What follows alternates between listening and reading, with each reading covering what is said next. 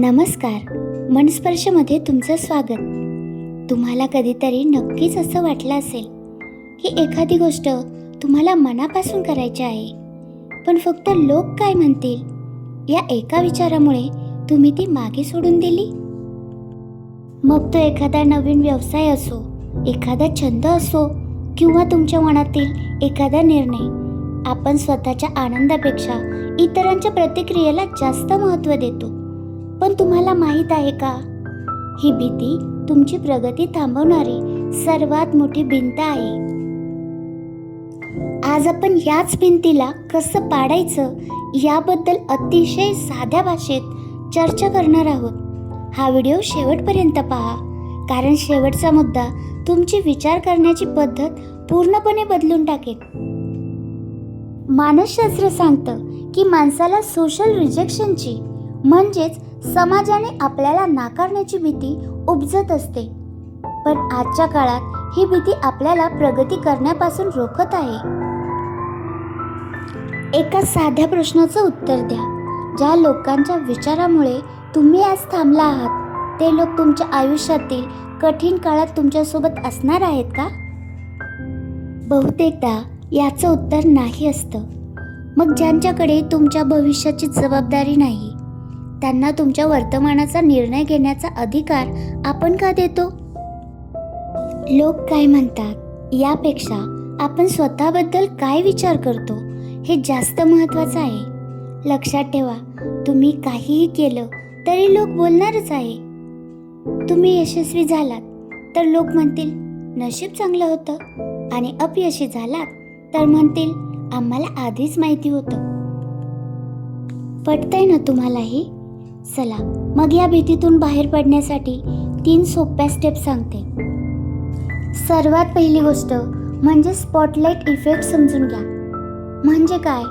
आपल्याला वाटतं की प्रत्येक जण आपल्याकडेच बघतोय, पण सत्य हे आहे की प्रत्येकाला स्वतःच्या आयुष्यातील समस्या सोडवण्यातच वेळ नाहीये. कोणाकडेही तुमच्याकडे लक्ष द्यायला इतका वेळ नाहीये जेवढा तुम्हाला वाटतो. म्हणून हा गैरसमज वेळीच दूर करा. एक साधं उदाहरण, आपण चालताना साधं घसरून पडलं तरी आपल्याला किती लागलं हे पाहण्याऐवजी आपल्याला कोणी पाहिलं तर नाही ना हे आधी पाहतो. मग कोणीच पाहिलं नाही हे समजल्यावर मात्र आपण निवांत होतो. यावरून एकच समजतं, आपल्याकडे लक्ष द्यायला खरंच कोणाकडे एवढा वेळ नसतो. दुसरी महत्त्वाची गोष्ट म्हणजे तुमचं व्हाय स्पष्ट ठेवा. म्हणजेच तुम्ही एखादी गोष्ट का करत आहात. जर तुमचं ध्येय प्रामाणिक असेल तर लोकांच्या बोलण्याने तुम्हाला फार फरक पडत नाही. आणि तिसरी महत्त्वाची गोष्ट म्हणजे सर्वात वाईट काय होईल याचा विचार करा. लोक हसतील, काही दिवस तुमची चर्चा होईल, बस इतकंच.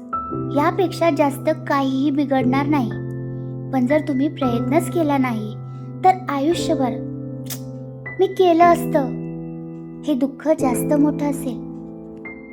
लोकांचं कामच आहे बोलणं आणि तुमचं काम आहे चालणं. ज्या दिवशी तुम्ही स्वतःच्या नजरेत यशस्वी व्हाल त्याच दिवशी जगाची नजर सुद्धा बदलेल. चला तयार व्हा आपल्या स्वप्नांना पंख देण्यासाठी. एक उंच भरारी घेण्यासाठी मनस्पर्श कायम तुमच्या सोबत आहे. तुम्हाला हा व्हिडिओ कसा वाटला?